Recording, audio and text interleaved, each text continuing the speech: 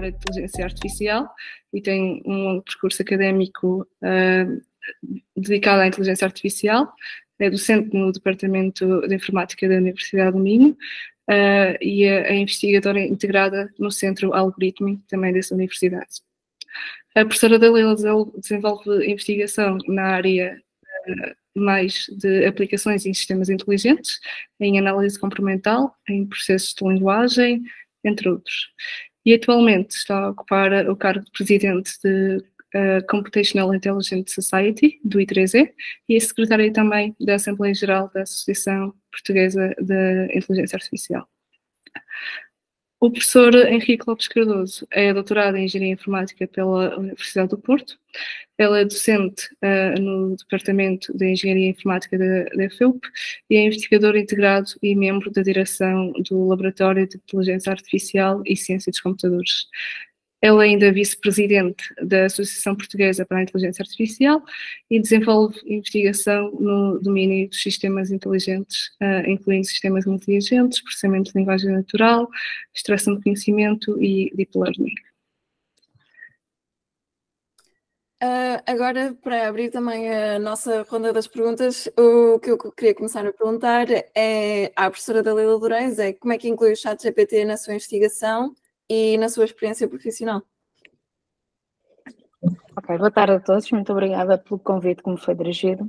É sempre um prazer participar neste tipo de atividades, desde que possamos, digamos, informar a audiência. Relativamente à minha utilização do ChatGPT, a nível da investigação,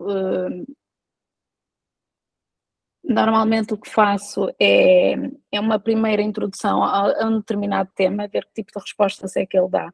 Confesso que a nível da investigação não me tem trazido muita mais informação, às vezes faz um pequeno resumo de algum contexto que se peça, mas relativamente à parte de livros ou de papers, a indicação dos autores e tudo, não é assim tão correto e depois muitas vezes verifica-se que aquilo não está completamente certo.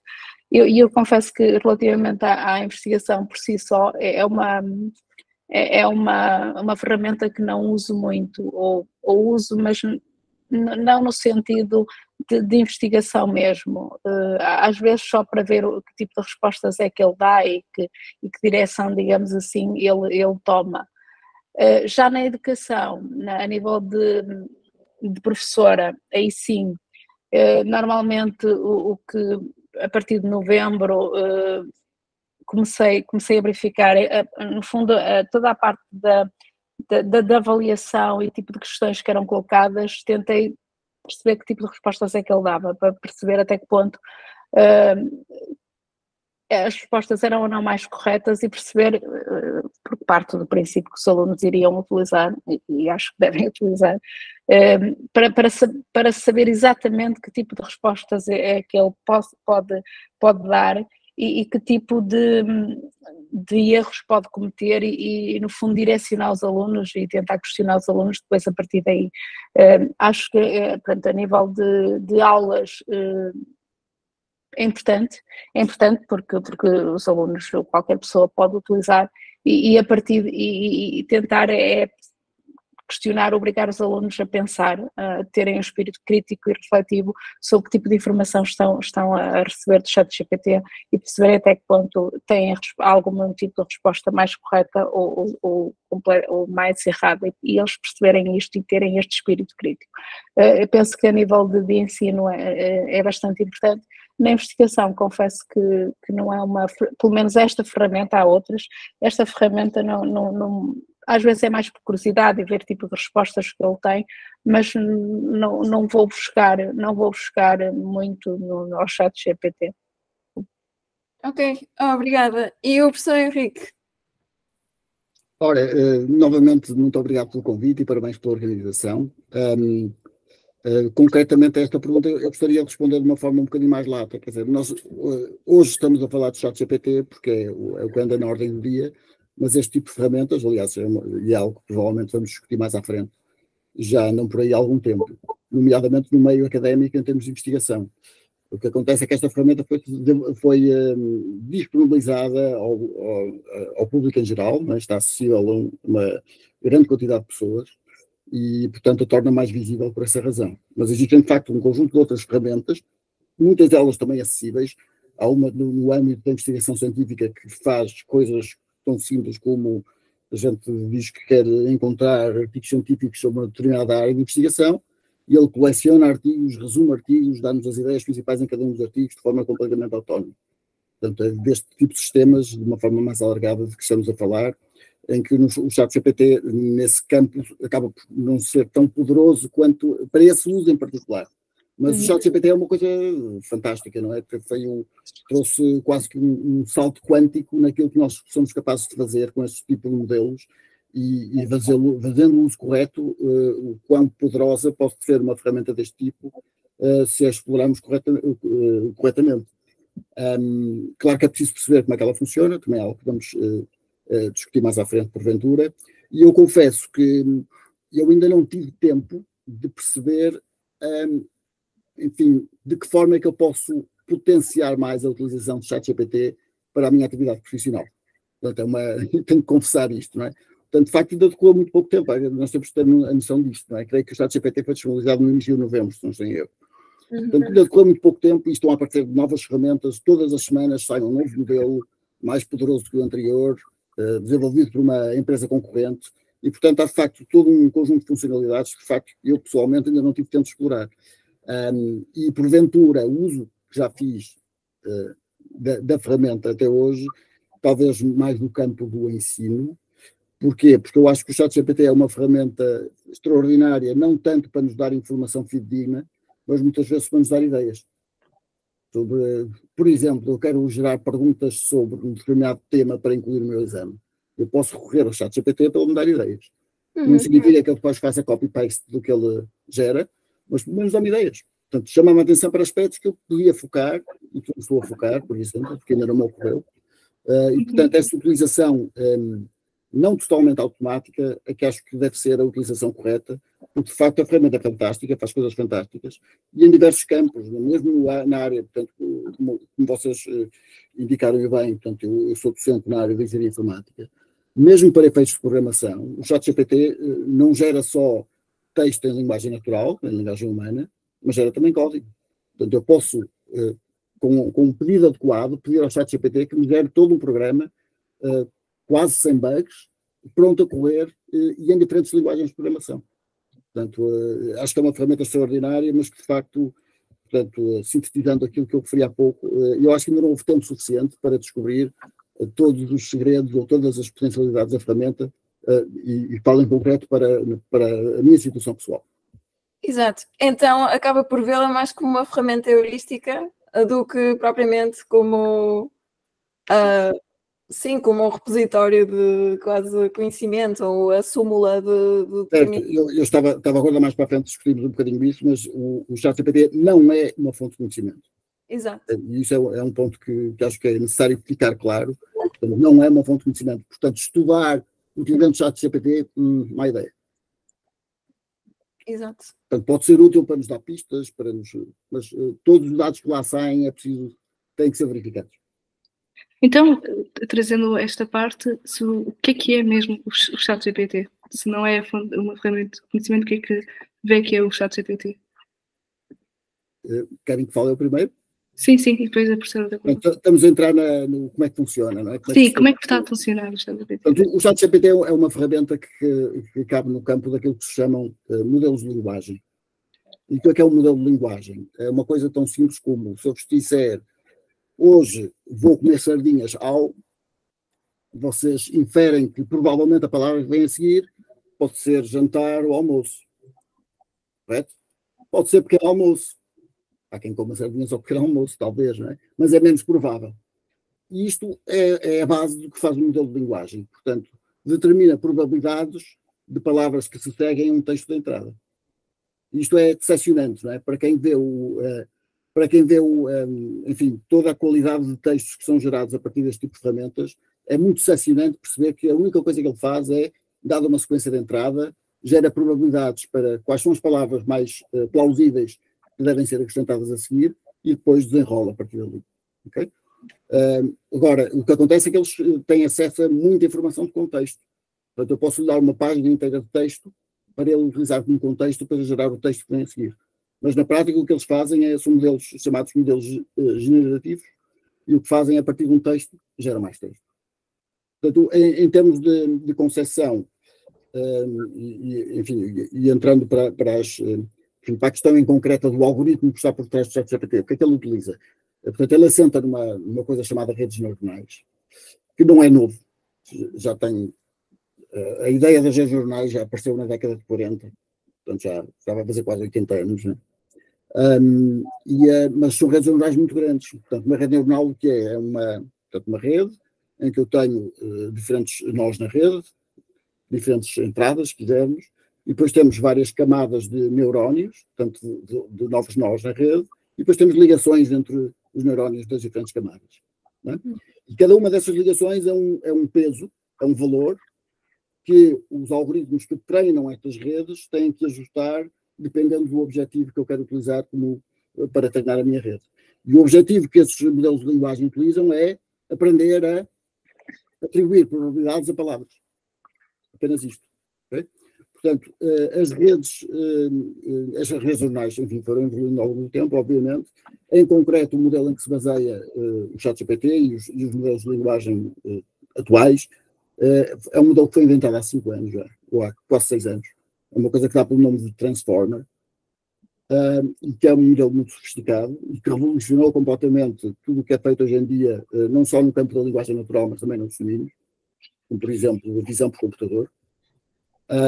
E o ChatGPT em concreto, portanto, é o tal modelo que gera linguagem e que foi treinado não só com esta questão de eu poder determinar a probabilidade de palavras que vêm a seguir, mas também utilizando feedback humano.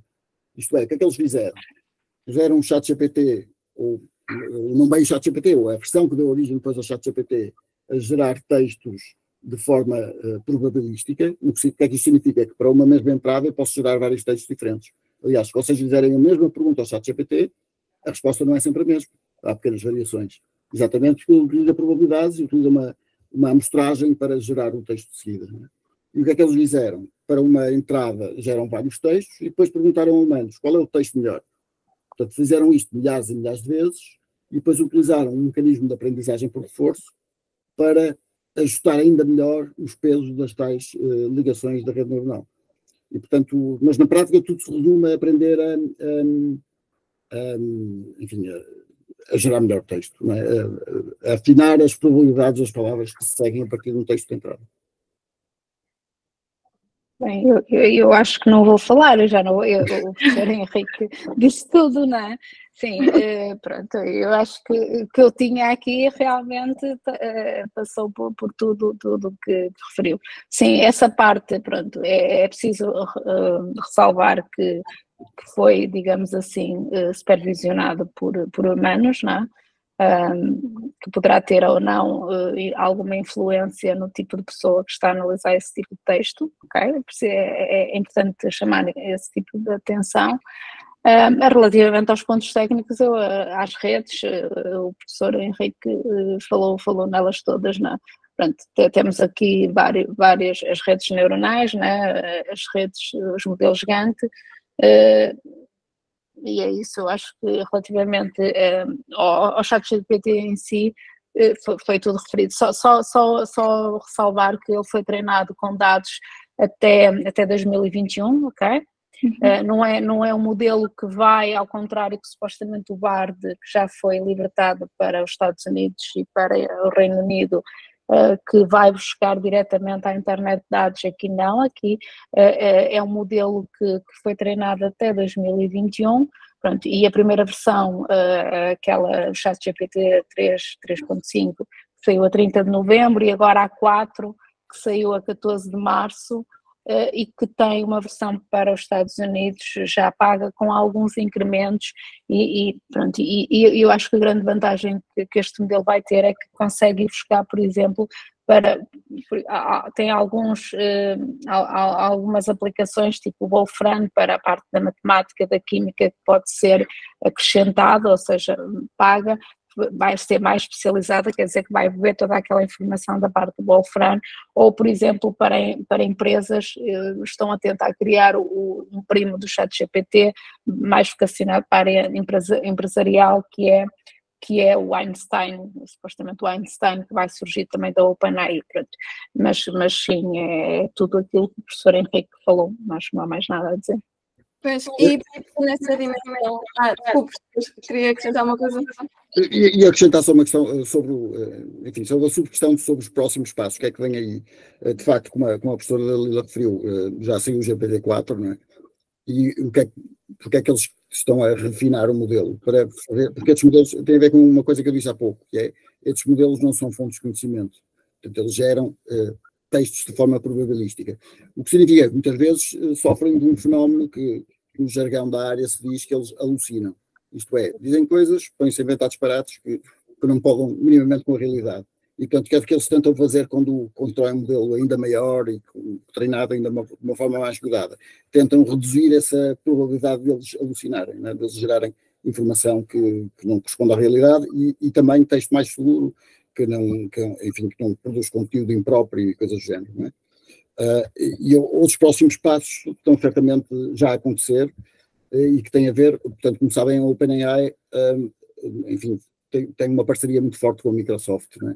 Portanto, e o que é que vem daí? É que tudo o que são estes modelos baseados em ChatGPT vão ter certamente uma forte integração em tudo que são ferramentas da Microsoft, seja o Office, seja o próprio Teams e outras semelhantes. E claro que os seus concorrentes estão a fazer a mesma coisa nos domínios, nomeadamente o PAR, que a professora Dalila referiu, com a sua integração com a Google e tudo mais.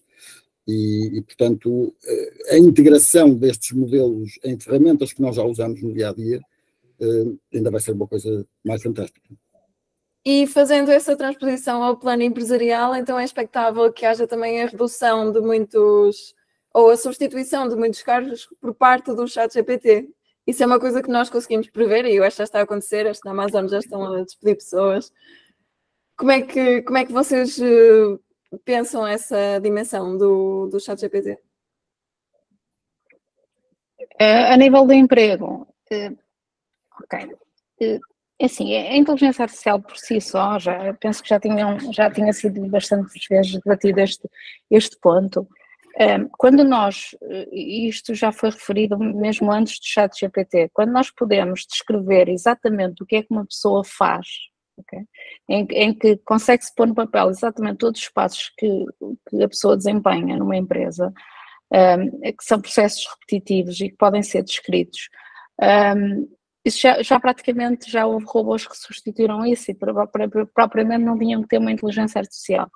O que nós vamos ter tendência a ver é que sistemas de tradução automática, não é, terão tendência a desaparecer, porque esses sistemas poderemos ter um supervisor a verificar se realmente aquilo está corretamente traduzido, mas tem tendência a ser substituído por sistemas deste tipo que fazem, existem várias ferramentas que já desenvolvem esse tipo de atividades. As próprias call centers do atendimento a cliente, cada vez mais também temos verificado que muitas vezes estamos a falar com máquinas, já não estamos a falar com pessoas, não é? Só em casos muito específicos ou pontuais é que passa uma pessoa, portanto isso cada vez mais vai ser substituído por digamos, por sistemas, eu não queria dizer máquinas, mas por sistemas que podem interagir com os seres humanos. A geração, eu penso que ainda há pouco estava a dar na televisão, num canal a falar até a importância na saúde sobre o ChatGPT, e era mesmo o ChatGPT, a geração de relatórios de forma automática, por exemplo, para os médicos, o tempo que eles passam ou perdem a escrever relatórios, portanto, isso pode ser reduzido, no fundo, as tarefas repetitivas que cada nós faz no seu emprego, esse tipo de tarefa que seja repetitiva pode ser automatizada, e isso não quer dizer que vá a perder empregos. Nós vamos estar mais disponíveis para outro tipo de atividades que requer o raciocínio humano. Eu penso que será mais nesse sentido. Não, vamos deixar de fazer coisas menos, se calhar, burocráticas e muitas vezes chatas, que são repetitivas, e será mais o sistema que irá desenvolvê-lo, não é? e nós estaremos disponíveis para aquelas atividades que realmente o ser humano é necessário. Eu, complementando, de facto, eu subscrevo o que a professora Dalila disse. Portanto, realmente, este tipo de ferramentas, eu diria que não substituem empregos, substituem tarefas. E, de preferência, aquelas tarefas que a gente faz de forma rotineira e, se puderem ser automatizadas e serem executadas ainda melhor, por que não, não é? Claro que, com tudo, desde a Revolução Industrial até o aparecimento do computador, ou antes disso, das máquinas de calcular, não é? Portanto, os nossos antepassados não tinham máquinas de calcular, tinham de fazer contas à mão. Portanto, aqui passa-se uma coisa que, claro, que eventualmente com enfim, um nível em termos de impacto superior, ou pelo menos diferente. Claro que tem que haver um ajuste àquilo que as pessoas devem ser capazes de fazer nos empregos do futuro, não é? Ou mesmo nos empregos que não desapareçam por completo. Essas ferramentas vieram, sobretudo, penso eu, para aumentar a nossa produtividade, não é? E, portanto, acho que é sob esse ponto de vista que elas têm que ser encaradas, e é isso. E depois claro, há diversos exemplos que mostram que, pelo menos no estado atual destas tecnologias, elas necessitam sempre de supervisão humana. Só para citar um exemplo, foi uma notícia que saiu há relativamente pouco tempo. Há um site chamado CNET, que é um site americano que publica notícias da área de tecnologia. E saiu uma notícia, enfim, um bocado comprometedora, porque eles já há muito tempo que utilizavam ferramentas de escrita automática para publicar notícias no site. E depois chegaram à conclusão que mais de metade das notícias continham erros. Não erros gramaticais, são erros factuais. Não é? Uhum. Portanto, de facto, os sistemas ainda não estão tão robustos quanto isso para poderem ser utilizados sem intervenção humana. Portanto, novamente, não vieram substituir os humanos, vieram melhorar as suas capacidades produtivas. Ok. Que é esse o ponto a realçar, quanto a mim. Se nós nos focarmos mais, por exemplo, na parte de informática e dos programadores, quando o ChatGPT consegue programar e gerar código relativamente bem, sem muitos bugs, até que ponto é que aí não vão realmente tirar certos trabalhos, porque vai haver uma agilidade. E o que vai acontecer é, ou as empresas vão optar por cortar essas pessoas, porque não vão precisar de tantos programadores, ou por ter mais projetos. Claro que vocês acham que... E conseguirem fazer mais projetos em menos tempo, não é? Claro que vocês acham é curiosa a sua pergunta, porque por acaso ainda na semana passada, esta semana, portanto hoje é sábado, acho que termina sábado, não é? Tivemos precisamente uma palestra de uma investigadora americana. Ela é portuguesa, mas está na americana, radicada lá há muito tempo, e o título da palestra dela era The End of Programming as We Know It. E qual é o ponto aqui? É que, de facto, eu diria, porventura o ChatGPT vai tirar o emprego aos maus programadores. Porque os maus programadores também fazem bugs, não é? Também introduzem bugs. Não é? O que eu acho que vai ser necessário é fazer evoluir a capacidade de programação para ser muito mais minucioso, exatamente para detectar os bugs que são gerados pelos programas que geram código automaticamente. E de resto, estas ferramentas de geração automática de código não são de novidade nenhuma. Não é? Todos os ambientes integrados de desenvolvimento para escrever, para programar, não é? Já têm há muito ferramentas de autocomplete, de autorização, e que nos ajudam a programar de uma forma muito mais veloz. Agora, o que o ChatGPT nos dá é que, em algumas situações, para fazer coisas, enfim, não demasiado complexas, nos gera todo o código necessário e muitas vezes sem bugs, não é? Sem erros, para resolver problemas, enfim, relativamente simples. Mas, portanto, há aqui eu diria que os programadores do futuro vão ser melhores do que os programadores atuais. Não é? Porque, vai haver mais espírito crítico. Pois, ou tem que haver. E uma coisa que eu acho que é fulcral aqui é eles perceberem, e isto aplica-se não só à programação, mas a qualquer uso que se faça a estas ferramentas, é eles perceberem como é que as ferramentas funcionam, porque se não perceberem como é que elas funcionam, não percebem as suas limitações. E esta discussão que estamos aqui a ter vai precisamente nesse sentido, não é? De elucidar, enfim, as pessoas mais leigas no assunto, do que de facto aquilo não é mais um modelo de linguagem. Só que faz coisas fantásticas, é verdade. E, sim, sim, desculpe lá, só para acrescentar, é mesmo isso. Problemas simples pode resolver sem bugs, mas problemas mais elaborados ainda temos aí uma grande evolução, não estou a ver nos próximos anos a fazer isso, mesmo pela própria interpretação daquilo que realmente se pretende, não é? Sim. E, por exemplo, a professora Dalila no início disse que os alunos do ensino superior devem usar o ChatGPT. E como é que é essa utilização? Como é que é uma boa utilização, uma utilização crítica e ética do ChatGPT? A questão, eu confesso que eu peguei e é importante, saiu este mês um white paper do Ministério da Educação alemão, ok? Em que tem uma série de recomendações, quer para professores, de utilização do ChatGPT, quer para alunos, quer para a própria avaliação. E relativamente às recomendações que faz aos professores, ok? Tem aqui cinco aspectos principais, que é o refletir sobre quais os objetivos de aprendizagem que se pretende obter, ok?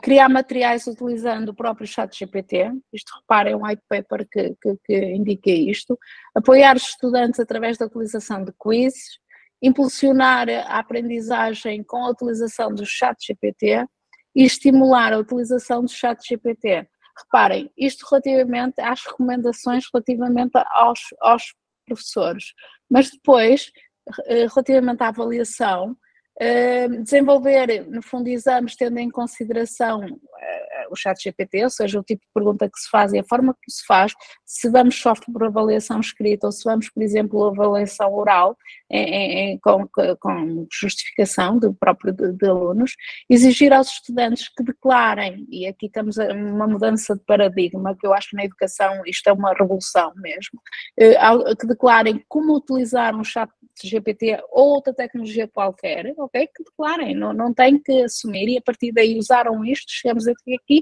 e a partir daqui estivemos a verificar outros conteúdos, ok?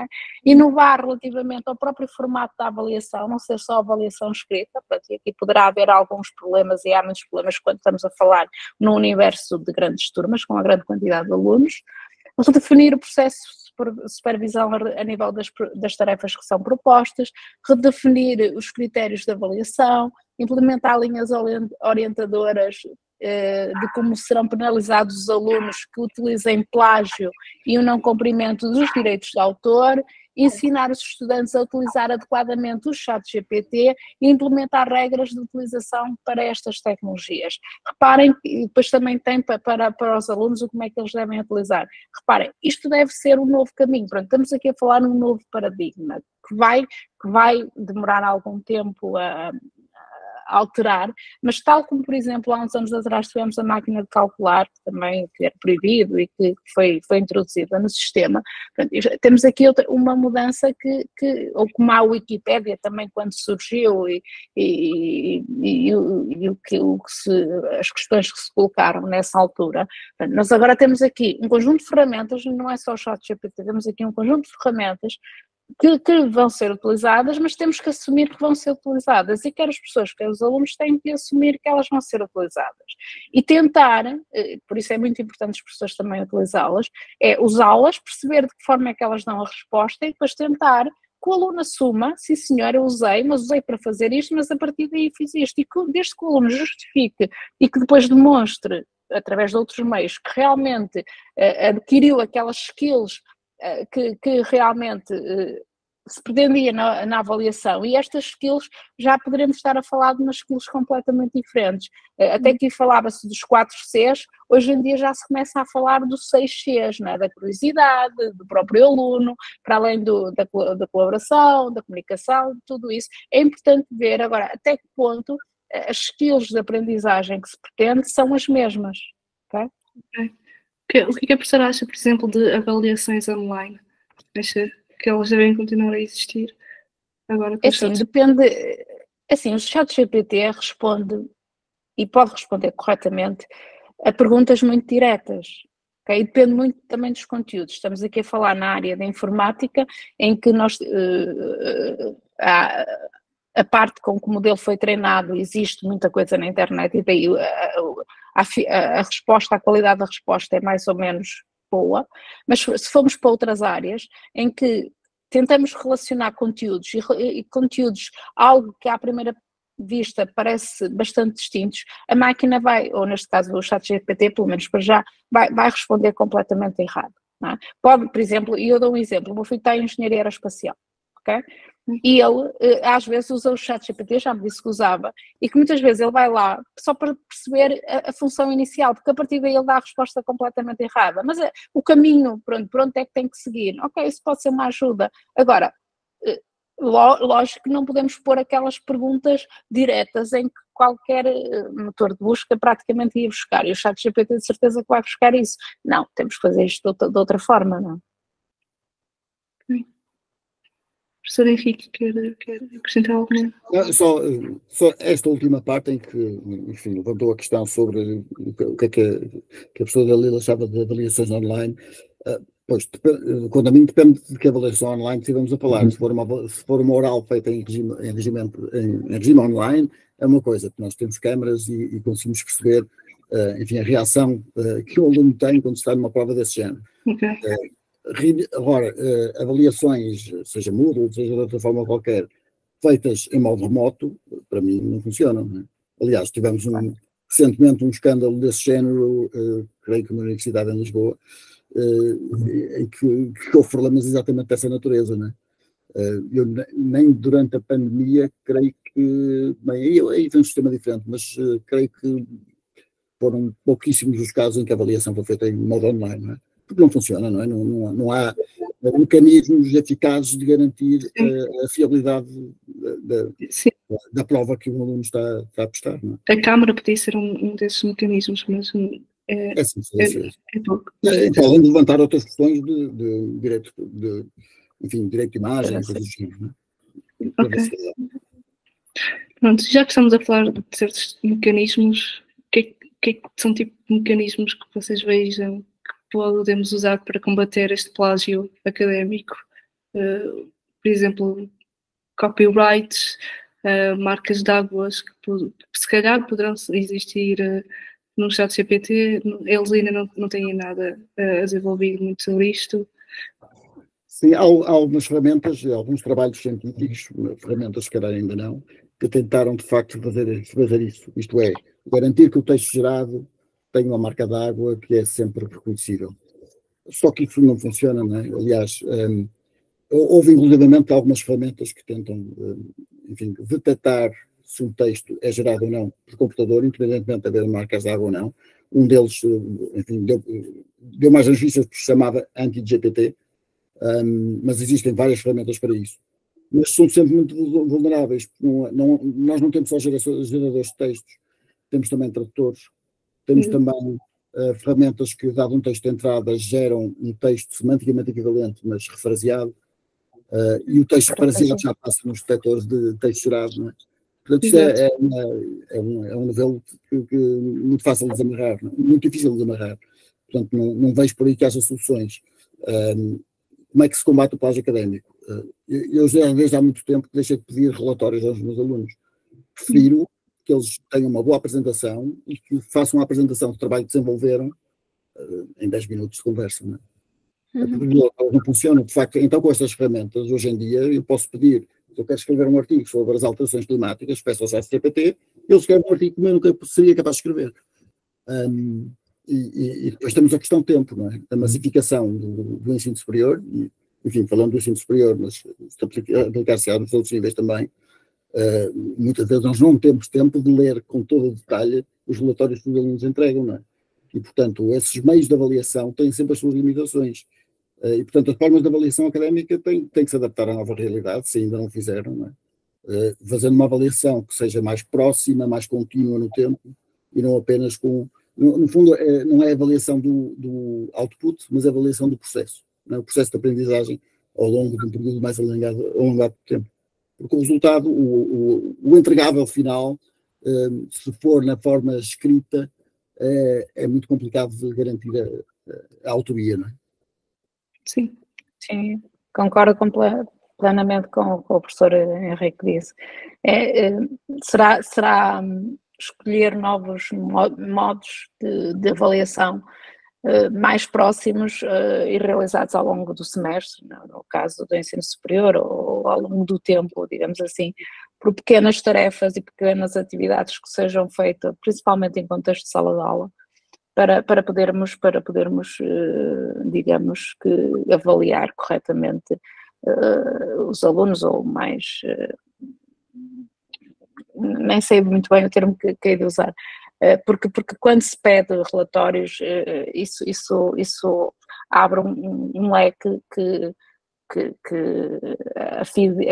se o trabalho foi ou não realizado pelo aluno é muito difícil de perceber. Existem alguns meios, mas nunca são fidedignos, porque, como referiu, a parte do parafraseamento, isso tudo passa completamente na maior parte dos sistemas de detecção de plágio.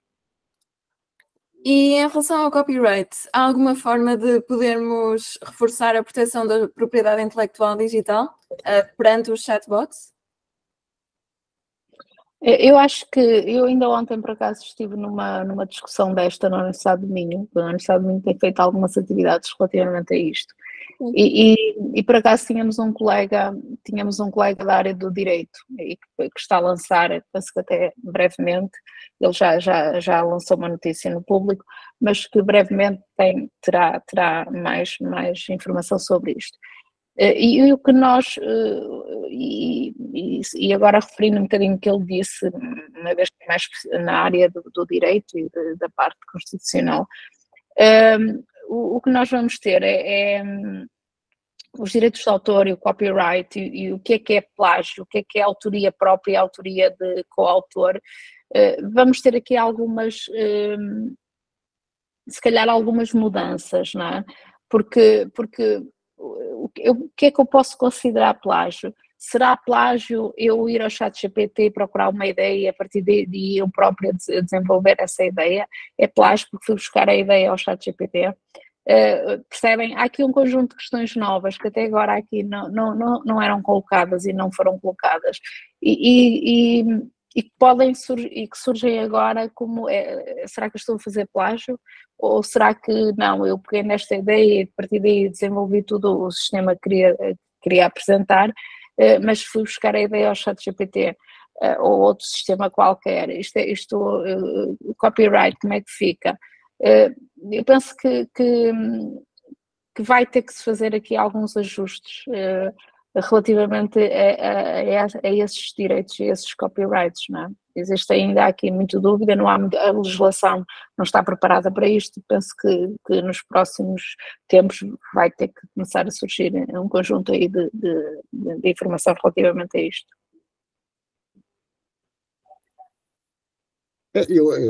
Enfim, só acrescentando mais uns cêntimos, de facto é uma zona cinzenta, não é?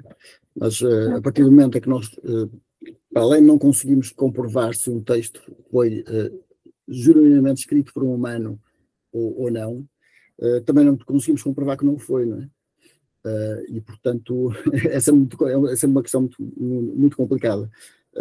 Já agora relacionado com isso, dos debates que tem havido também na comunidade científica recentemente tem a ver com a colocação de ferramentas de geração de código como sendo coautores de artigos científicos. Já causou alguma celeuma, não é? A comunidade científica surgiu-se, pelo menos na sua maioria, contra essa ideia, apesar de haver algumas tentativas em algumas áreas de o fazer, mas para mim isso, enfim, não faz qualquer sentido, não é? O ChatGPT é e deve ser continuado a ver como uma ferramenta de produção, tal como nós temos o Word ou temos outra coisa qualquer, não é? Portanto, é uma ferramenta de produção de conteúdo, automatizada, com resultados fantásticos, se for utilizado corretamente, e eu acho que a tónica tem precisamente de ser colocada aqui, é a utilização correta da ferramenta e tendo em conta as suas limitações. Portanto, acho que preocupa-me muito mais que um aluno utilize uma ferramenta deste tipo como uma fonte de conhecimento, isto é, para estudar, do que eu utilize para gerar uma parte de texto que ele depois pode utilizar como ponto de partida para o seu próprio texto. E eu faço isso frequentemente ao nível de tradução, por exemplo. Eu não falo inglês, enfim, todos os dias, não é? Aliás, dou aulas de inglês, mas o inglês não é a minha língua materna.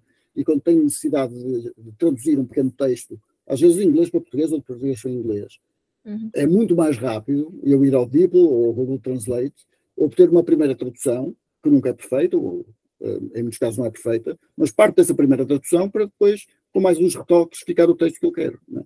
Portanto, são ferramentas de produção como outra qualquer, não é? Portanto, acho que têm de ser encaradas dessa forma. Exatamente. Okay.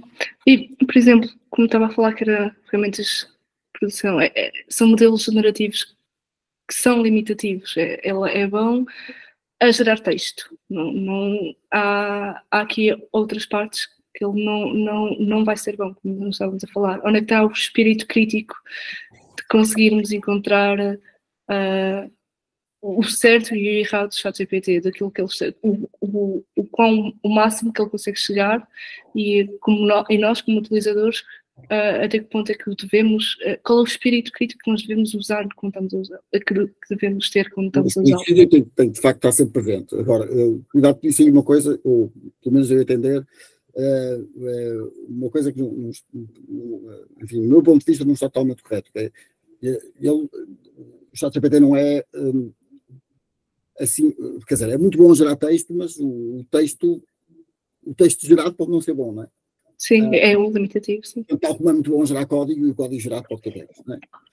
E os modelos generativos vão para muitas outras áreas, aliás, talvez mais daqui a bocado, quando falamos em questões relacionadas com criatividade, podemos tocar noutros assuntos, não é? Mas há modelos generativos para vários tipos de artefactos que podem ser criados, não só ao nível de texto, mas também de imagem, de vídeo, de som, seja o que for, não é? Portanto, o espírito crítico acho que é fundamental, sim. E já agora, relacionando com um tópico que porventura iríamos discutir mais à frente, eu acho fulcral, aliás, já referi isso anteriormente, e não quero mais repetir, que se conheça o que é que a ferramenta faz, não é? Do ponto de vista técnico, para se perceber de facto que uma ferramenta que faz isto do ponto de vista técnico não pode gerar um determinado output que a gente está à espera que ele gere. Portanto, é preciso sempre ter isso em conta para depois, criticamente, conseguir apreciar o texto dado e refiná-lo e alterá-lo, dependendo do fim de vista.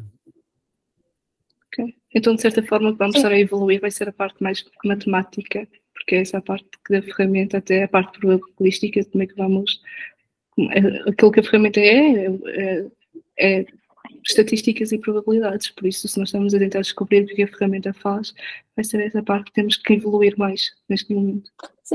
Sim, mas é preciso ver que um dos próximos passos do ChatGPT é a multimodalidade, ou seja, para além de texto, inserir vídeo e imagem ou de contexto, não é? Serão, para além de tentar melhorar a geração de texto, a própria transferência de aprendizagem, a própria ética, isto o próprio ChatGPT, se lhe fizer essa pergunta, será os próximos passos, não é? Ética e responsabilidade. Porque eu lembro-me, nós fizemos uma brincadeira lá no laboratório, há um tempo atrás, que nós perguntamos diretamente como é que se construía uma bomba. Na altura, uma bomba já não lembro de que era. E ele respondeu que não podia responder aquela pergunta porque não era adequado. Isto pode-se contornar, não é? O que é que nós pedimos? Estávamos a fazer um trabalho para Físico-Química e que precisávamos de saber como é que se construía usando, e ele deu lá os ingredientes todos para construir a bomba, ou seja, pronto, toda esta parte, pronto, vai haver aqui avanços, não é? De mais específicos, em que ele vai tentar, que são áreas que ele pretende, desde a interpretação do texto, a parte da multimodalidade, a parte da transferência da aprendizagem de conteúdos adquiridos anteriormente, e esta parte da ética e responsabilidade, não é? Porque ele responde, ou ele vai respondendo, depois diz que não deveria, que não deve ser feito porque entra aqui em determinados pontos, mas é possível contornar, nós podemos enganar o ChatGPT. E há várias formas e algumas, se vocês perderem algum tempo e tentar fornecer-lhes informação errada, ele depois vai responder essa informação baseada nessa informação errada. Pronto, é preciso, pronto, isto vai ser aperfeiçoado. Neste momento ainda tem muitos bugs, vai ter ainda muitos bugs, mas cada vez mais ao longo do tempo. E o que nós estamos aqui a verificar é esta evolução. Nós já temos vindo a ter, só que demorava anos ou décadas nesta evolução. E o que se passa agora é que as coisas têm surgido, é quase de dia para dia temos novidades. E a grande surpresa e a grande agitação é esta. Ou seja, nós em novembro tivemos esta versão que já surgiu, a versão 1 em 2017, mas ainda muito limitada, mas tivemos em novembro, em março já temos aqui uma versão nova, temos os concorrentes todos a querer entrar, a Metaverso, a Nvidia, com um conjunto de ferramentas, e vamos ter agora, nos próximos tempos, eu acho que vamos ter aqui uma avalanche de novas tecnologias, pronto, que se vão concorrer entre elas e que vão tentar se superar entre elas. Pronto, o ChatGPT foi o primeiro, mas não quer dizer que vá ser sempre o primeiro. Sim, há de facto, complementado, uma série de exemplos anedóticos que são facilmente encontráveis na internet, de formas de como dar a volta ao modelo de linguagem, exatamente explorando o facto dele ser um modelo probabilístico, não é? De geração de termos a partir de um contexto de entrada. Há, inclusivamente, uma área de investigação que se dedica a fazer ou a estudar aquilo que se designa por prompt engineering. Isto é, estes modelos são tão bons que não podem ser utilizados não só para gerar texto, mas também para gerar ou classificar uma análise de um produto, vamos supor. Eu escrevo um texto a dizer muito bem do meu novo iPhone, né? E depois pergunto ao ChatGPT se o comentário que eu fiz se é positivo ou se é negativo, né? Portanto, eu sem treinar um modelo, aquilo que em aprendizagem computacional se fala em eu ter um dataset grande para, com muitos exemplos, com entrada e resposta de saída, conseguir treinar um modelo. Utilizando estes grandes modelos de linguagem, eu deixo de ter necessidade de grandes quantidades de exemplos, porque posso, dada a prompt correta, pôr o modelo a dar uma resposta que eu quero. Okay? Portanto, traduzido à letra será a engenharia de pedidos. Não sei se o termo fala muito bem, mas é de facto, tem a ver de facto com esta faceta de que, enfim, se eu não conseguir o que quero com um determinado texto de entrada, posso conseguir com outro texto muito semelhante, para mim até são equivalentes, mas o ChatGPT vai dar uma resposta completamente diferente. Isso será uma skill, se calhar que temos que preparar os nossos alunos, é a tal, pertencente ao tal 6C que se fala de novo, será uma dessas skills. Exato, e falando, nós tivemos aqui muitas perguntas que estavam relacionadas com a parte da distopia homem-máquina, como se há a probabilidade da criatividade da inteligência artificial uma vez alcançar a criatividade humana. Pronto, há muita desinformação, muitos mitos que existem, mas há sempre este risco, já é tão velho como o aparecimento do computador ou da internet, mas em que é que vocês conseguem posicionar o ChatGPT? Será que alguma vez ele vai conseguir transcender a capacidade probabilística e assemelhar-se cada vez mais ao... Eu acho que é General AI, que é o termo... Não sei, ajudem-me aqui. Sim, normalmente utiliza-se Artificial General Intelligence. Né? Mas falando, eu vou tentar fugir a esse tópico, porque isso leva-nos para outros campos diferentes. Né? Tentando centrar na questão da criatividade que levantou. Eu tenho muita dificuldade em responder a isso, porque é muito difícil qualificar a criatividade humana. Né? Porque é sempre um processo subjetivo. Olhando para uma verdade, aquilo é criativo ou não é? Se calhar para algumas pessoas é, para outras pessoas não é. E de facto, ferramentas como o ChatGPT são capazes de criar problemas. Se eles são bons ou maus, é subjetivo. Aqui há umas semanas houve pediram ao ChatGPT para gerar uma letra para uma música ao estilo do Nick Cave. E perguntaram ao Nick Cave o que é que ele achava. Né? Ele disse que aquilo era deplorável, que não tinha nada a ver. Né? claro, para defender o ponto de vista dele, não é? E se calhar a letra vista sob outro prisma, isto é, sobre outro humano qualquer, se calhar aquilo até era criativo e até era interessante, não é? Mas isto não é de agora, não é? Já em 2017, se a memória não me falha, foi o ano em que foi pela primeira vez vendido num leilão, não sei se foi da Christie's, uma casa de leilões bastante conhecida, a primeira obra de arte gerada computacionalmente. Portanto, já estamos a falar de uma coisa que aconteceu há quase 6 anos. Portanto, esta questão da criatividade também é muito subjetiva e, porventura, as pessoas da área, leia-se, da área criativa, se calhar vão tender a retrair-se mais e a colocar mais entraves ao nível da aceitação deste tipo de tecnologias nesse campo, não é? Porque aí entramos no campo da subjetividade, portanto é muito complicado, enfim, distinguir, não é? Uhum. Sim, pronto, só existe já várias, pronto, essa do quadro, o primeiro quadro que foi vendido e por um preço astronómico em 2016 ou 2017, realmente foi o primeiro exemplo. Já surgiram novos exemplos, por exemplo, da Mona Lisa, que muitas vezes criados por IA e com ambientes completamente distintos. Eu normalmente baseio mais ou vejo mais a inteligência artificial aplicada, independentemente que seja em que campo for, como uma extensão da qualidade da nossa inteligência, ok? Nós vamos usar, e eu agora aqui vou mesmo referir o Ian LeCun, né, com uma expressão que ele tem, que a nossa inteligência é o que nos torna humanos e a AI é uma extensão dessa qualidade. Nós podemos ter diversos sistemas que nos possam ajudar a criar o que quer que seja, mas eu penso que a nossa parte humana, a nossa decisão final será sempre nossa e teremos que ver, repare que não falo em máquinas, falo em sistemas, não é? São sistemas, são ferramentas para nos ajudar a ter uma vida melhor, digamos assim, seja ela em que aspecto seja, desde trabalho, desde de lazer, o que é que seja, mas será sempre nossa, e deve ser sempre neste contexto, a nossa última decisão ser sempre de nossa, humana, ok? Neste momento, se calhar, abrimos para as perguntas da audiência. Vimos aí uma pergunta, olá, professor Diniz, tem alguma pergunta para os nossos oradores? Olá, boa tarde, chamo-me Diniz Caela Ribeiro, sou professor da Faculdade de Belas Artes, já fui professor da Leonor e estou aqui precisamente porque estou a perceber que temos um novo paradigma e quero ir ao encontro destas novas tecnologias e perceber como é que eu posso integrar isto na aula.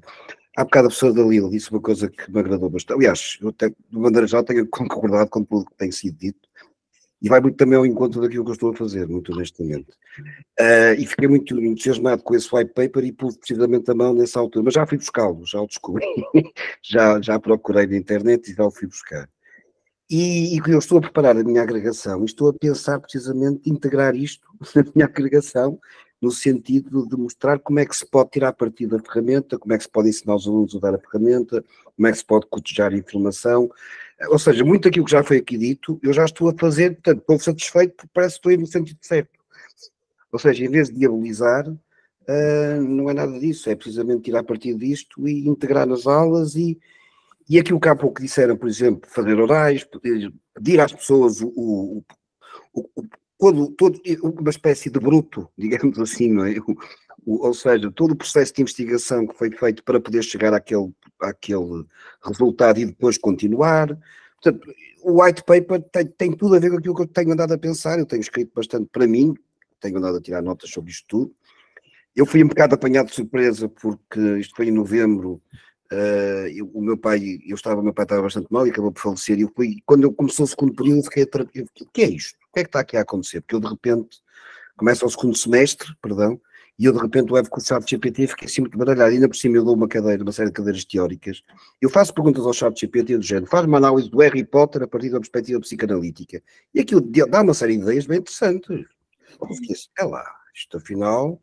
Isto aqui, pronto, e como eu dou cadeiras de psicologia da arte, por exemplo, e eu faço esse tipo de perguntas, fiquei assim, valha-me Deus, e agora como é que eu me sabe? Pronto, e portanto fiquei um bocado atrapalhado ao início, agora pronto, mas Mas foi o primeiro choque, digamos. Agora estou a ir ao encontro e estou a perceber e tenho feito N formações de ChatGPT porque tem que ser. Pronto, é isto, basicamente. E por isso é que estou aqui. Pronto, basicamente é isto. Mas não, quer dizer, a pergunta que eu ia fazer era mais pedir o white paper, mas já o tenho. Muito obrigado de qualquer maneira. Não sei se depois quer partilhar, mas está na net, é só procurar. Está no Google. Está na net. Pois foi só fazer. De repente lembrei, espera lá, eu tenho o Google, espera.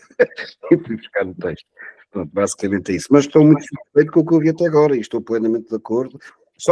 Deixem-me só fazer, se me permitem, eu não quero monopolizar, mas há uma coisa que eu acho que mas é diferente. Eu sou xadrezista desde, pronto, federado, jogo xadrez há muitos anos, e no xadrez a coisa é muito diferente. No xadrez o computador está muito mais à frente, e aí não dá hipótese nenhuma. E estou a pensar, por exemplo, o Bard é feito pela DeepMind, a DeepMind desenvolveu o algoritmo AlphaZero, e eu estou ansioso por ser o Bard, porque eu por cima, como sabem, tenho esta ligação ao xadrez, e portanto DeepMind com o AlphaZero revolucionou completamente, e hoje anda toda a gente a usar os computadores para ter ideias, e os computadores estão a 700.0, eu não sei se vocês sabem que estão a ver rating acima de nós, quer dizer, aí não temos hipótese nenhuma, não temos hipótese. Portanto, estão muito acima. Agora, é uma coisa diferente, é uma coisa fechada, é uma coisa completa, não sei se querem falar sobre isso, mas são áreas completamente diferentes.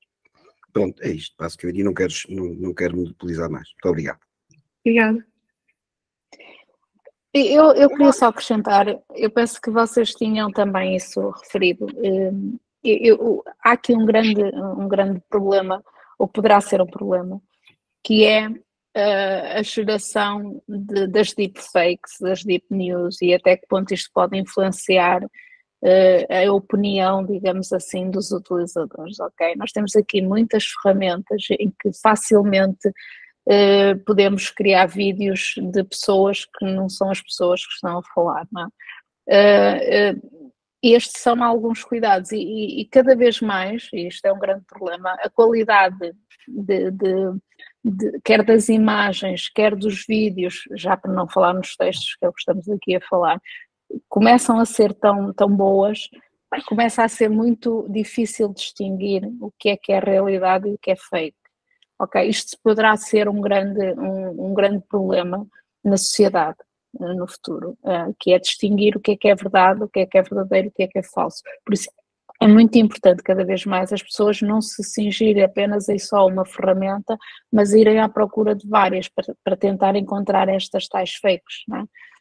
Pronto, isso poderá ser um dos grandes problemas também a nível, não do ChatGPT por si só em si, mas de ferramentas tipo isto.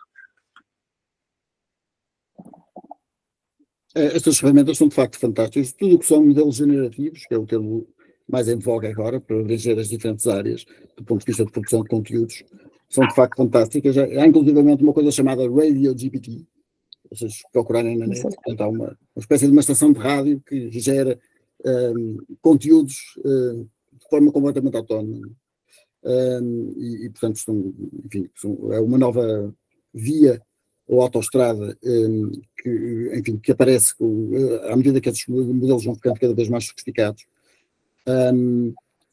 Reforçando a questão que temos vindo a falar diversas vezes, que é a necessidade das pessoas conhecerem o modelo, o que é que ele é capaz de fazer e o que é que ele não é capaz de fazer, por claras limitações técnicas de como estes modelos foram construídos, e é algo que tem a ver com, enfim, um aspecto que vocês previam discutir também nesta sessão, e que tem a ver sobre a integração de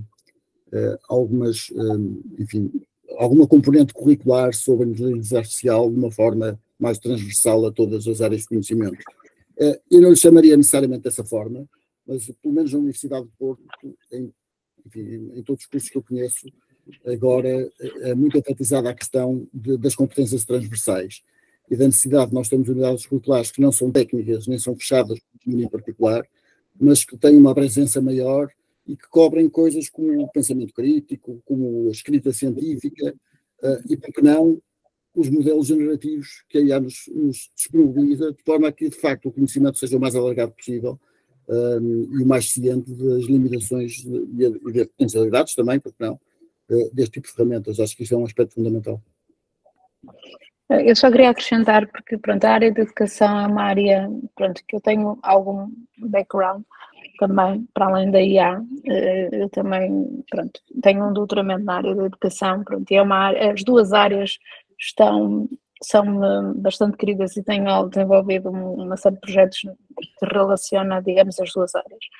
E uma delas, relativamente agora à da IA, a nível da educação, há 3 vertentes da IA, que isto deveria ser transversal a nível de ensino. E não só ensino universitário, acho que devia começar no pré-universitário. Nós estamos a falar que aprender com a IA, ou seja, os alunos aprenderem com a utilização das ferramentas de IA e perceberem exatamente o que é que cada ferramenta faz, aprender sobre a IA e o que é isto da IA, e que futuro e como é que ela pode funcionar, e aprender também para a IA, que é perceber qual a dimensão da utilização da IA e que a nível de aspectos quer éticos, quer sociais, e as implicações que isto tem. Isto são 3 grandes vertentes da IA, aprender para a IA, sobre a IA e com a IA, que deveria ser transversal a todas as áreas e que deveria ser de conhecimento geral, como é o português, como é a matemática. Okay? Acho que era importante.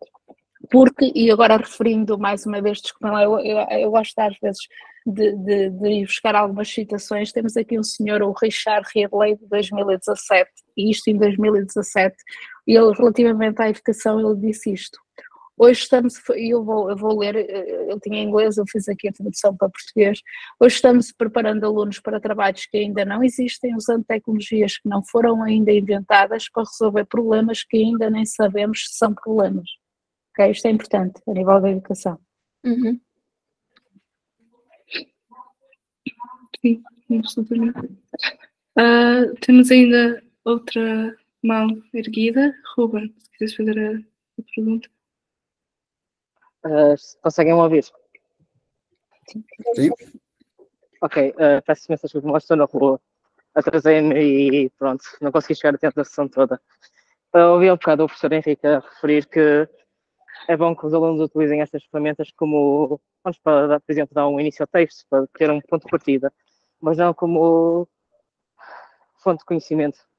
E pegando nessa parte, e há algumas coisas que já fui vendo ao longo destes últimos meses, a minha pergunta incide na parte da informação que o ChatGPT dá sobre alguns assuntos, que é, em princípio não tem nenhum tipo de curadoria, certo?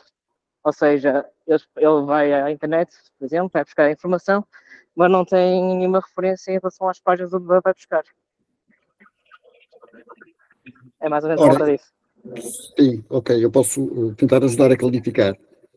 Podemos falar em modelos de linguagem em geral ou no ChatGPT em particular. O ChatGPT em particular, ele foi treinado com dados até 2021, creio que a professora Dalila até mencionou isso há pouco, e portanto, nesse sentido, ele não tem dados atuais. Aliás, se fizermos perguntas sobre quem foi o campeão do mundo de futebol em 2022, ele vai dizer que não sei, porque só fui treinado com dados até 2021. Portanto, nesse aspecto até toma as devidas precauções para não dizer falsidades. Claro que se a gente der a prompt de uma forma diferente, se calhar fazemos verbalizar aquilo que ele não queria, entre aspas, verbalizar, não é?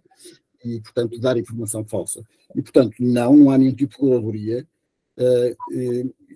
Fazendo o paralelo entre aquilo que também já foi referido há pouco sobre a Wikipedia. A Wikipedia, pelo menos no meio científico, até há uns anos, era considerado como uma fonte pouco fidedigna de informação. Porquê? Porque qualquer pessoa pode criar aquele conteúdo, mas é preciso não esquecer que aquilo é revisto pelos pares e tem um processo próprio de refinamento e de melhoramento dos próprios conteúdos. Ora, o ChatGPT não tem nada disso. Portanto, tudo aquilo que ele diz não é validado por nenhum humano. Portanto, ele gera texto de forma probabilística, tendo em conta os dados em que foi treinado. Isto leva-nos também à questão de que, enfim, um ponto sensível deste tipo de sistemas são, de facto, os dados onde foram treinados. Né? E, portanto, se eu lhes der dados falsos, eles vão aprender a gerar texto que corresponde a dados falsos. Né? Mas mesmo que eu lhe dê os dados verdadeiros, dependendo da forma como eu lhe fizer a pergunta, eu posso obter respostas que não correspondem à verdade. Portanto, temos aqui todo um manancial de combinações que me levam, de facto, à conclusão que eu referi há pouco, que é não olhar para estes modelos como uma fonte de conhecimento. Agora, é uma área de investigação também bastante ativa,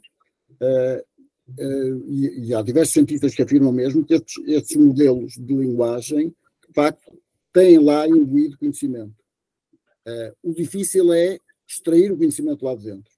Portanto, é fazer as perguntas certas para que, de facto, obtermos as respostas corretas. Portanto, isso é um grande problema. Enfim, contrariando ligeiramente aquilo que o Ruben referiu no início, eu não disse que os alunos devem utilizar ChatGPT para obterem os primeiros textos. Eu disse que podem, ok? Portanto, acho que é uma ferramenta muito útil para diversos fins. Agora, eu não obrigo os meus alunos, evidentemente, a usar ChatGPT, embora, para algumas situações, e dependendo do uso, até é recomendável, de facto, aquilo é um ponto de partida. Eu dei o exemplo do modelo de ser bom para nos dar ideia sobre perspectivas que nós nunca tínhamos pensado, mas sempre com a necessidade de uma validação por outros meios da informação que ele veicula. Já agora, houve também uma versão anterior ao ChatGPT, mas talvez por ter mais algumas limitações do ponto de vista de desempenho, acabou por não resultar num produto acessível, que era uma coisa que, portanto, nós tivemos o GPT, o primeiro modelo que apareceu em 2018, o GPT-2 apareceu em 2019, o GPT-3 apareceu em 2020, portanto, tudo uma sequência muito certa, e no ano seguinte eles construíram um modelo chamado WebGPT, e que tinha precisamente como fim a possibilidade de eu gerar texto com referências. Isto é, este bocado de texto foi gerado pelo modelo, mas teve como fonte de dados aquele website em particular. Portanto, isto já nos dava mais alguma segurança sobre, pelo menos, a proveniência da informação que ali estava a ser veiculada. Mas, por alguma razão, o WebGPT acabou por não resultar um produto, pelo menos não tão visível como o ChatGPT, mas, de facto, esse caminho também é um possível caminho a percorrer.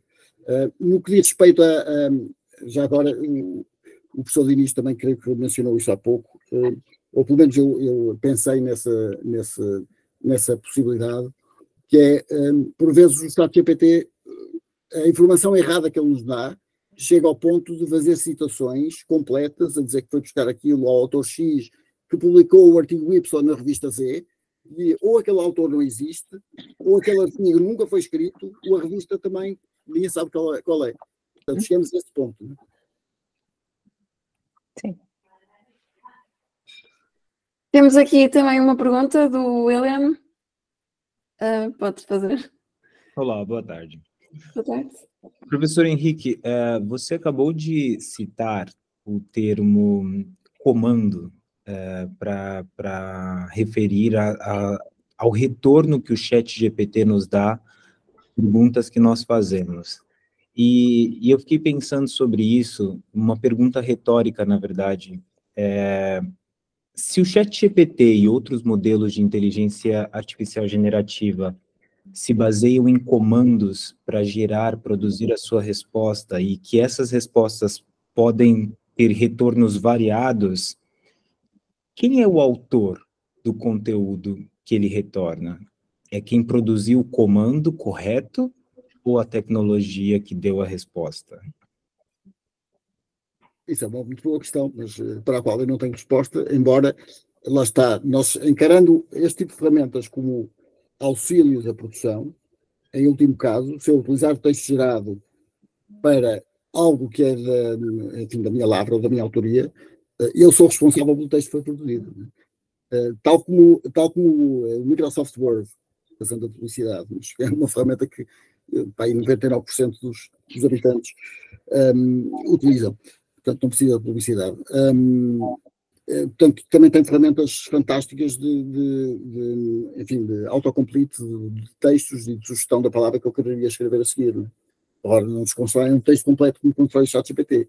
Portanto, na minha ótica, mas claro que é um assunto bastante discutível quanto a mim, mas o texto produzido, enfim, foi produzido por um modelo computacional, mas eu, ao fazer uso dele, estou a tomá-lo como sendo da minha autoria. Mas admito que isto seja discutível. Eu me pergunto sobre isso, principalmente quando eu faço alguns testes com outros modelos que retornam imagens. A imagem retornada é basicamente o exercício de um comando que eu dei. A tecnologia pode ter usado todo o seu sistema probabilístico para construir aquela informação, mas se eu não der um comando correto ou assertivo, eu não tenho resultado. Então eu fico pensando se eu não sou o autor daquele produto. Certo, e isso tem a ver diretamente com um aspecto que eu foquei há bocado, que é o campo chamado Prompt Engineering, que é o que está mais na beira aí a ser na comunidade científica. Portanto, como é que eu devo construir a minha prompt para obter o resultado correto? E os modelos de geração de imagem, então, são mais críticos aí, modelos como o DALL-E ou como o Stable Diffusion, que geram imagens fantásticas a partir de uma descrição textual que a gente lhes dê. E de facto tem essa questão. Aliás, até há, não sei se conhecem, mas até já se faz dinheiro a vender prompts. Há um mercado de prompts, há um site chamado Prompt Base, que é uma espécie de mercado onde as pessoas podem vender as suas prompts. Portanto, todo o negócio que se criou em volta disto é uma coisa, enfim, assustadora ou, enfim, bastante impactante no mínimo. Professor Diniz, se quiser falar, estava com alguma vontade. Sim, eu ia acrescentar uma coisa que foi assim, uma analogia que eu fiz também, pronto, tirando partido desta minha experiência do xadrez, e gostava até de vos ouvir falar sobre isto. Eu basicamente o que eu pensei foi o seguinte: lembrei-me da chegada do xadrez, da inteligência artificial ao xadrez, e do impacto que teve daquilo que se chama o xadrez de correspondência. É um tipo de xadrez em que nós jogamos contra as pessoas do mundo. Antigamente era com postais, mas depois, pronto, com o aparecimento dos computadores, isto alterou-se completamente. E o que aconteceu no início é que a maior parte das pessoas começou a empatar, toda a gente começou a usar os computadores para pensar os lances. Entretanto, houve um colega meu que em 3 anos conseguiu a proeza de ser grande mestre de xadrez de correspondência. Eu achei aquilo incrível. Eu disse: pá, como é que tu fizeste? E ele respondeu: pá, é evidente que eu também uso computador, toda a gente usa o computador, só se eu fosse maluco é que eu não usava o computador, não é? Só que eu faço as coisas de uma maneira um bocadinho diferente, que é, eu olho para a posição e vejo lá situações que eu acho que o computador não são sugestões que o computador não dá. E eu disse: pá, mas isto se calhar tem potencial. Então ponho o lance a marinar 2 ou 3 dias, ok?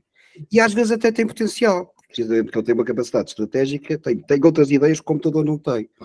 E depois pega nesse lance e coloca esse lance no servidor. E com esta brincadeira ele conseguiu ser grande mestre, grande mestre de xadrez correspondente, ao passo que os meus colegas nunca na vida conseguiram, e quitaram os computadores e puseram refrigerados à azote e compraram não sei quantos processadores e não conseguiram chegar da saída sempre a torta, porque toda a gente fez isso. Em contrapartida, ele começou a tirar partido, começou a fazer perguntas diferentes ao computador, ok? O tal prompt, não é? E pediu ao computador para pensar sugestões dele. Para resumir, ele se for jogar contra o Kasparov não tem hipótese nenhuma. Se for jogar, eu uso o Kasparov que é mais conhecido, mas o campeão do mundo é o Magnus Carlsen. Pronto, se for jogar contra o Carlsen, eu não tenho hipótese nenhuma. Se usar computador, o Carlsen não tem hipótese nenhuma. Mas se o Carlsen usar computador, eu não tenho hipótese nenhuma. Ou seja, o binómio é que vai fazer a diferença. Que é aquilo que acabou de dizer o William, por exemplo. É a pergunta que nós fazemos. O Kasparov e o Magnus Carlsen sabem tirar partido do computador de maneira que eu não sei, por exemplo. Não é? Portanto, eu acho que é o binómio que vai fazer. Agora, eu gostava que vocês gostava de ouvir falar sobre isto, porque eu já tenho usado esta metáfora muitas vezes. Esta comparação. Tenho dito. Sim, acho que é uma perspectiva interessante e, de facto, está em linha com aquilo que já discutimos anteriormente, no sentido de que isso são ferramentas que aumentam as nossas potencialidades. Não é? E, portanto, conseguimos ser mais produtivos, conseguimos tomar decisões melhores, e isso aplica-se em diversos campos. Não é? O xadrez é apenas um exemplo, não é? Mas que isso pode ser extrapolado para todas as áreas de atuação da raça humana, digamos. Portanto, tudo que forem ferramentas que potenciam a nossa produtividade ou a nossa tomada de decisão, são, quanto a mim, ferramentas sempre bem-vindas, não é? Isso tem-se verificado ao longo da história. Agora estamos a falar de ChatGPT, mas o próprio caso do xadrez também já vem do século passado, não é? Que foi em 97 que o Deep Blue ganhou ao Kasparov, ou 96, por aí, não é? 96 e 97, mas 97 o Kasparov perdeu. 96 ainda ganhou, 97 perdeu. Todas as ferramentas, é um bocadinho isso que o Henrique disse e que referiu. Nós teremos sempre uma forma de pensar algo distinto, ou haverá sempre alguém que tem uma forma de pensar distinta, que o sistema por si só não tem, e a partir desse sistema é tirar o máximo proveito que podemos ter e ver sempre aquilo como uma ferramenta e tomar depois a partir daí, sermos sempre nós a tomar a decisão de determinada opção que fazemos, não é? mediante os dados que obtemos destes sistemas. Eu acho que teremos que ir sempre por aí.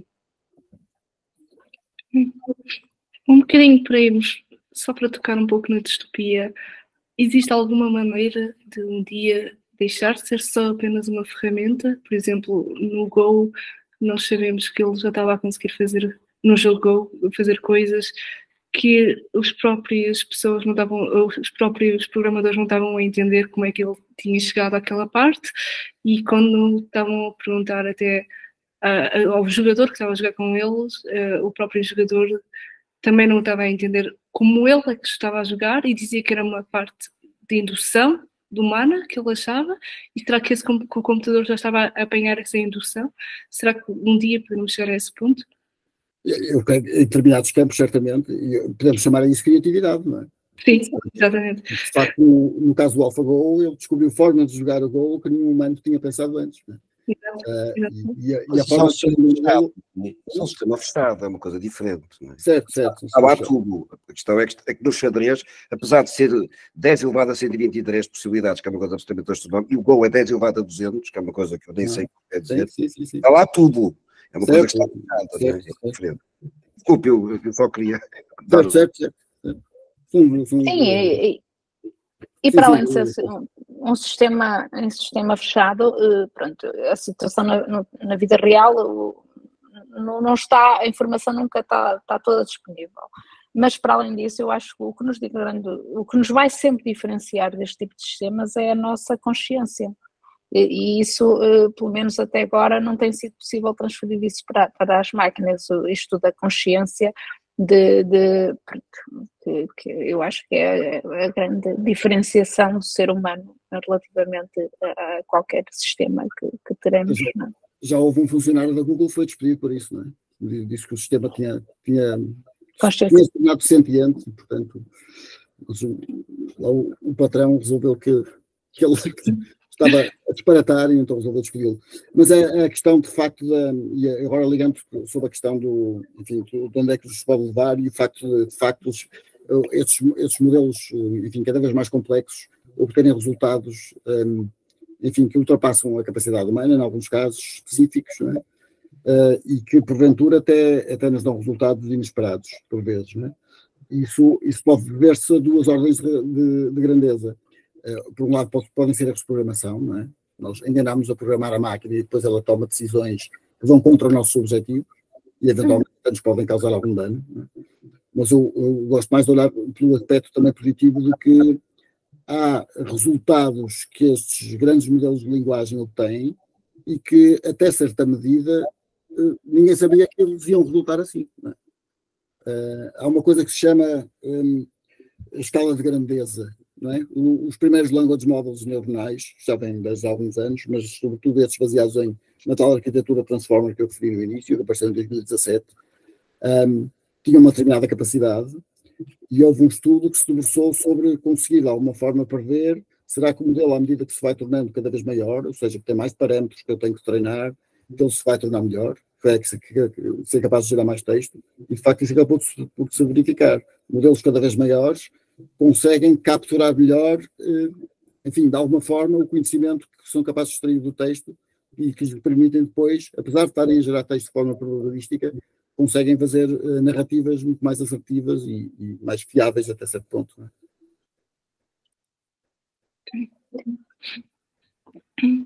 é? Existe mais alguma questão? Alguém quer pôr mais uma questão? Eu só queria perguntar ao professor Henrique se podia dar depois aquela referência que fiquei curioso, do site que resume papers, e eu não conhecia. É uma coisa chamada Elicit. Obrigado. Pronto, para terminar, nós queríamos só deixar um pequeno formulário para termos o feedback também de toda a audiência, o que é que acharam, em que podemos melhorar, e agradecer-vos imenso, tanto aos oradores, obrigada professora Dalila, obrigada professor Henrique, foi fantástico. Obrigada pelas intervenções também. E pelos nossos corajosos que fizeram as perguntas. E está aqui. Depois vamos disponibilizar a sessão também no YouTube e serão sempre notificados, que estamos sempre presentes, Instagram, Facebook, etc. Por isso, qualquer coisa, contactem-nos também. Muito obrigada. Muito obrigado. Muito obrigada. Muito obrigada.